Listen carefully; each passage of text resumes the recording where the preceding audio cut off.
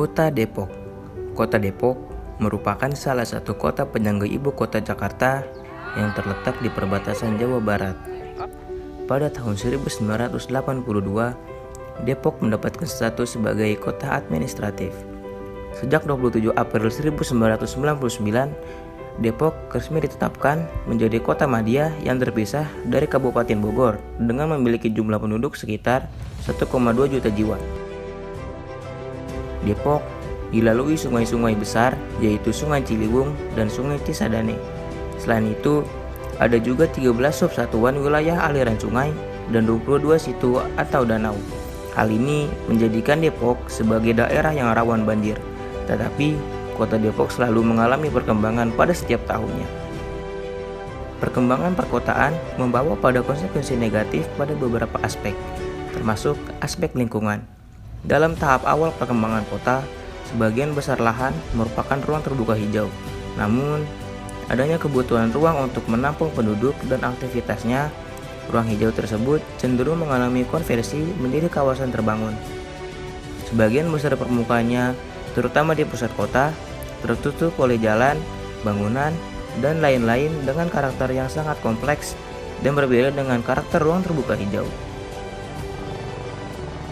Menurunnya kuantitas dan kualitas ruang terbuka publik yang ada di perkotaan, baik berupa ruang terbuka hijau maupun ruang terbuka non-hijau, telah mengakibatkan menurunnya kualitas lingkungan perkotaan, seperti seringnya terjadi banjir di perkotaan, tingginya polusi udara, meningkatnya kriminalitas, dan krisis sosial, serta menurunnya produktivitas masyarakat akibat stres karena terbatasnya ruang publik yang tersedia untuk interaksi sosial. Dalam hal ini, diperlukan pemikiran jauh ke depan yang tidak hanya berorientasi pada pemenuhan tujuan berjangka pendek, serta perlu reorientasi visi pembangunan kota lebih mempertimbangkan faktor-faktor lingkungan seperti membangun lebih banyak ruang terbuka hijau dan situ.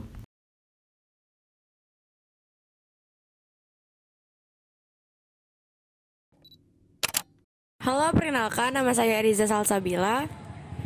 Perkenalkan, nama saya Fadi Rahman Agustian. Perkenalkan, nama saya Faisal Zulfikar. Perkenalkan, nama saya Gabriel Martan Padlede.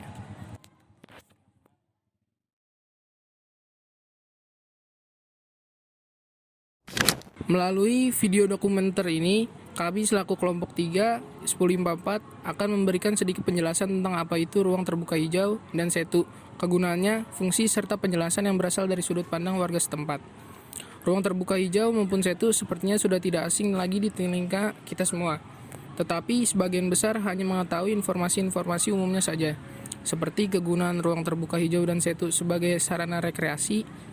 Penggunaan RTH dan setu sebagai sarana rekreasi dapat dilihat dengan jelas karena memang banyak sekali orang yang pergi ke sana untuk sekedar bersantai, mancing, karya wisata ataupun piknik. Tujuan dari video yang kami buat kali ini adalah untuk menyebar informasi edukasi mengenai ruang terbuka hijau dan setu agar semakin banyak lagi yang menyadari kalau peran ruang terbuka hijau dan setu sangat penting dalam kehidupan kita.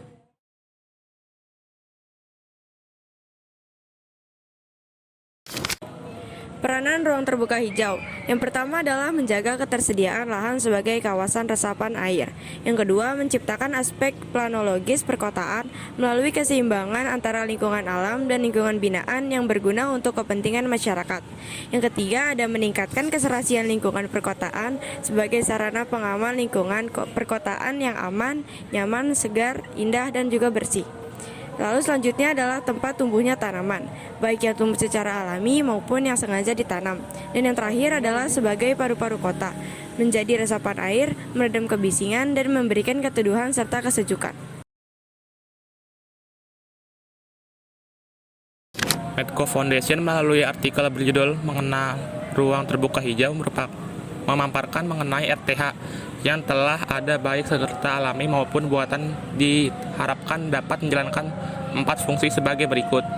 Fungsi ekologis antara lain paru-paru kota, pengatur iklim makro sebagai peneduh, produser oksigen, penyerap air hujan, penyedia habitat sawah, satwa, penyerap polutan dalam udara air dan tanah, serta penahan angin. Fungsi sosial budaya Fungsi antara lain menggambarkan ekspresi budaya lokal, media komunikasi, dan tempat rekreasi warga. Fungsi ekonomi. Fungsinya antara lain sumber produk yang bisa dijual seperti tanaman bunga, buah, daun, dan sayur mayur. Beberapa juga berfungsi sebagai bagian dari usaha pertanian, perkebunan, kehutanan, dan lain-lain. Fungsi estetika.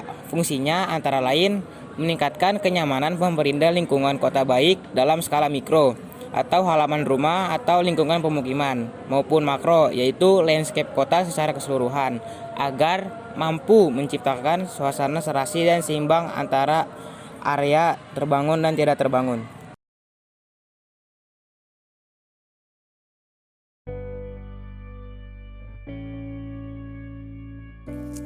Seiring dengan meningkatnya jumlah penduduk di kota Depok, maka kebutuhan akan lahan tempat tinggal, sarana dan prasarana, serta ketersediaan air bersih pun akan semakin bertambah. Hal tersebut dikarenakan banyaknya masyarakat yang menginginkan tempat tinggal yang layak dan dengan fasilitas yang mendukung. Dengan ketersediaan berbagai fasilitas yang ada, maka tidak menutup kemungkinan adanya peningkatan limbah yang dihasilkan oleh masyarakat dan pengurangan ruangan terbuka hijau yang dibutuhkan oleh masyarakat Kota Depok. Hal tersebutlah yang menjadi indikator penurunan kualitas lingkungan hidup di Kota Depok, di mana salah satunya ialah semakin berkurangnya ruang terbuka hijau yang memadai dan memiliki fungsi sebagai paru-paru kota, menjadi area resapan air, meredam kebisingan, dan memberikan keteduhan serta kesejukan.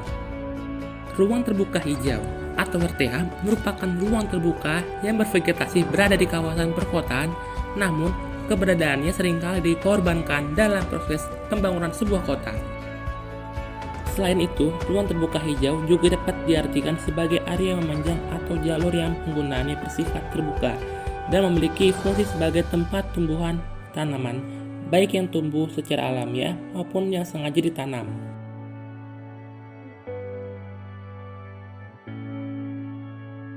Sarana umum berupa taman maupun ruang terbuka sebenarnya bukan hanya tugas dari Pemkot Depok saja, melainkan juga merupakan tanggung jawab serta kewajiban bagi para pengembang perumahan. Bagi pengembang perumahan skala menengah dan juga besar adalah wajib membangun taman serta ruang terbuka hijau di lingkungan perumahan yang akan mereka bangun. Ruang terbuka hijau yang ada di perumahan inilah yang sering disebut dengan RTH privat.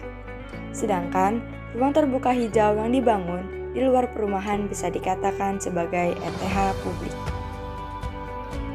Bila dilihat dari pasal 29 ayat 2 Undang-Undang Nomor 26 Tahun 2007 tentang penataan ruang, disebutkan bahwa proporsi RTH pada wilayah kota paling sedikit 30% dari luas wilayah kota, dengan rincian 20% RTH publik dan 10%-nya lagi terdiri dari RTH privat.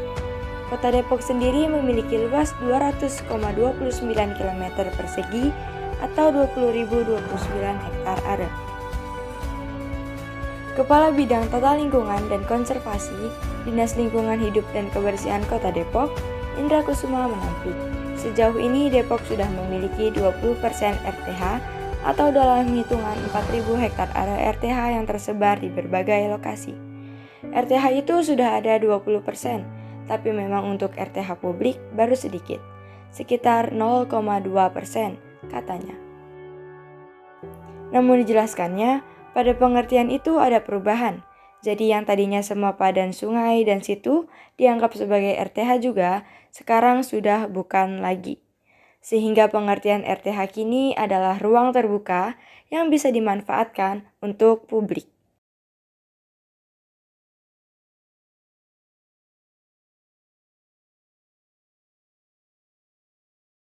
Halo, perkenalkan nama saya Fadi Rahman Agustian. Kali ini saya akan mewawancarai karyawan TVRI. Ya, sebelumnya namanya siapa, Pak? Pak Nur Wahyono. Saya ada sedikit pertanyaan. Iya.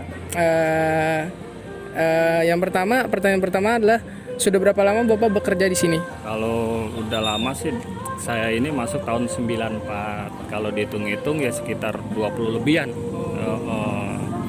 27 lah ada gitu. Ya selanjutnya sudah berapa lama studio TVRI ini didirikan Pak? Ya udah lama juga sih, dari tahun 80-an. Selanjutnya fungsi dari tempat ini tuh biasanya untuk apa aja Pak? Fungsinya untuk orang-orang syuting, ya untuk pengunjung juga bisa gitu, untuk rekreasi. Banyak ya, gitu. Pak, ya? Banyak yang Ya selanjutnya kira-kira tempat ini tuh ramainya setiap hari apa aja sih Pak? kalau ramai itu biasanya Sabtu Minggu.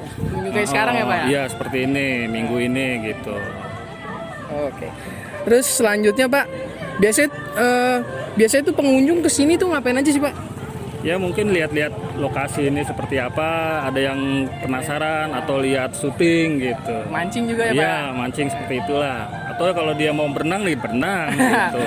Di Setu gitu.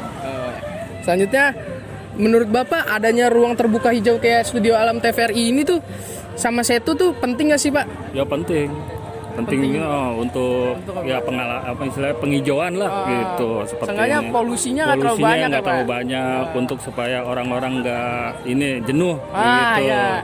Melihat-lihat pemandangan seperti apa Studio Alam TVRI gitu. Iya. Adem juga. Iya, iya benar-benar. Terima kasih Pak sudah mau diwawancara. Ya, Assalamualaikum warahmatullahi wabarakatuh. Ya sebelumnya perkenalkan nama saya Fadi Rahman Agustien.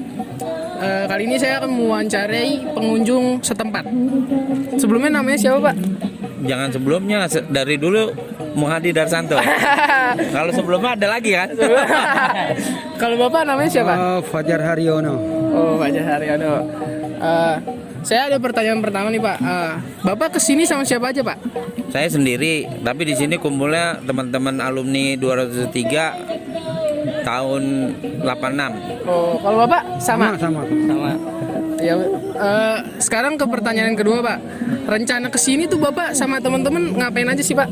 Ya, pertama halal bihalal, Ya. silaturahim, mempererat hubungan keluargaan dari teman sampai ke keluargaan gitu ya. Biar tidak putus hubungan antar teman lama sama teman baru sekarang gitu.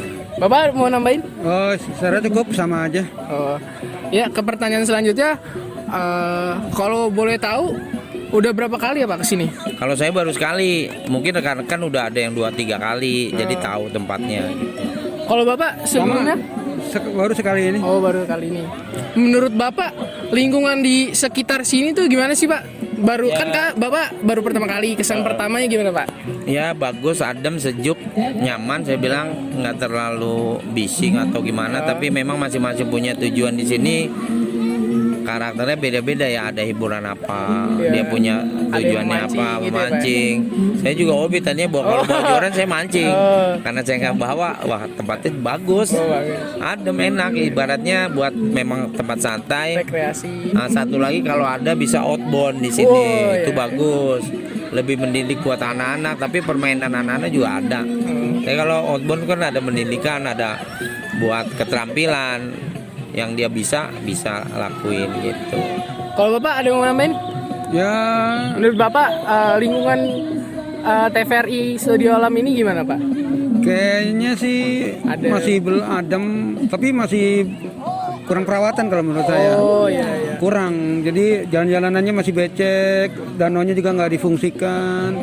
Yang saya lihat dan Banyak lagi sampah berserakan. iya, Pak. dan lagi kalau bisa masuk sini juga kan ada retribusinya ya untuk perbaikan lingkungannya, untuk jalan-jalan. Jadi bagus gedung-gedung yang kayak gitu rusak diperbaiki gitu. Harus lebih banyak lagi sebetulnya. Pokoknya saya nambahin prasarananya itu harus diperbaiki. Masih kurang ya Pak ya? Masih kurang. Memang ya tergantung pengelolaannya ya. Di samping itu kan pengelolaan ini juga butuh dana. Nah dananya itu dari mana? Pemerintah atau wilayah sendiri atau daerah gitu kan. Nah biasanya dari ini daerah. Nah pemasukannya ke Pemda. Pemda bisa controlling untuk laporan sini. Dari petugas ini lapor ke Pemda untuk memajukan tempat rekreasi ini. Kayaknya butuh perhatian. Karena kan akomodasinya juga lumayan nggak terlalu jauh. Iya. Terus sama aset tempatnya harus lebih memadai lah gitu. Diperbaiki jalan terutama memang. Ya Pak, kalau pertanyaan selanjutnya ya Pak, menurut Bapak adanya setu di sini tuh penting nggak sih Pak? Penting banget. Satu untuk keresapan air tanah buat lingkungan masyarakat, juga Buat menjaga kebanjir, mencegah kebanjiran. Irigasi Air ya, Pak, itu ya? irigasi benar. Juga di sini kan katanya banyak buat hiburan atau rekreasi, mancing boleh dibebaskan. Nah dari Pemda ini ada istilahnya penambahan, wah bibit ikan ditambahin. Jadi wisata sini akan ramai sekali. Suatu saat bikin event pemancingan lomba apa gitu, iya. bagus juga buat masukan. Kalau bisa yang ngejala-jala itu dilarang. Itu kan ngejala akan kemakan ikan-ikan kecil sama anak-anaknya bawa. Kalau buat khusus mancing boleh, boleh. Kalau mancing kan istilahnya milik-milikan. Kalau Satu-satu masifnya doang ya, bagus, Pak, ya, dapat ya? iya. Kalau ngejala itu sama anak-anaknya ke bawah. Kalau bisa perhatian dari Pemda, tanamin bibit ikan biar komunitas di sini rame. Akan dengan sendirinya terundang di sini. Kan pemasukan parkir biaya apa? Jadi pemasukan buat Pemda. Nah, itu Pemda Depok terutama kan ya. Cukup Pak? Cukup. Oh, ya segitu aja pertanyaannya. Kurang lebihnya mohon maaf. Assalamualaikum warahmatullahi wabarakatuh. Ya udah saya terima. Terima kasih Bapak. Ya makasih ya Pak. Semuanya.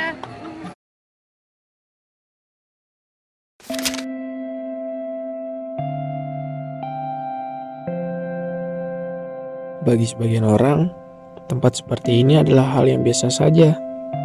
Tetapi, bagi sebagian orang juga, tempat seperti ini adalah hal yang sangat luar biasa. Entah itu hanya untuk sekedar menghirup udara segar, atau melarikan diri dari penatnya kota. Terlepas dari itu semua, kita juga harus tahu bahwa tempat seperti ini banyak sekali manfaatnya. Maka dari itu, menjaganya dengan baik adalah sebuah keharusan. Entah itu hanya sekedar buang sampah pada tempatnya, tidak merusak apapun yang ada di sekitarnya, atau apapun itu. Karena sekecil apapun langkah baik yang kau lakukan kepada alam, setiap langkah itu juga alam akan memberikanmu penghargaan indah yang tak mampu diberikan oleh siapapun, kecuali Tuhan. Dan dari alam semesta ini juga kita bisa belajar bahwa Ia selalu menopang meski diinjak, memberi meski dihujani, diam meski dipanasi, sampai kau sadar, jika aku hancur, kau pun juga. Sekian dari kami kelompok 3 10 IPA 4. Terima kasih.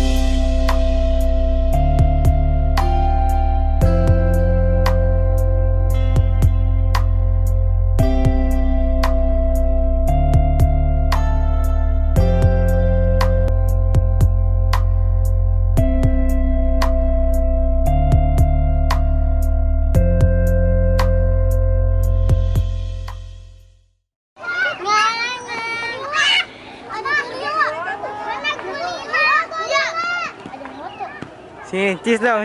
Halo dong.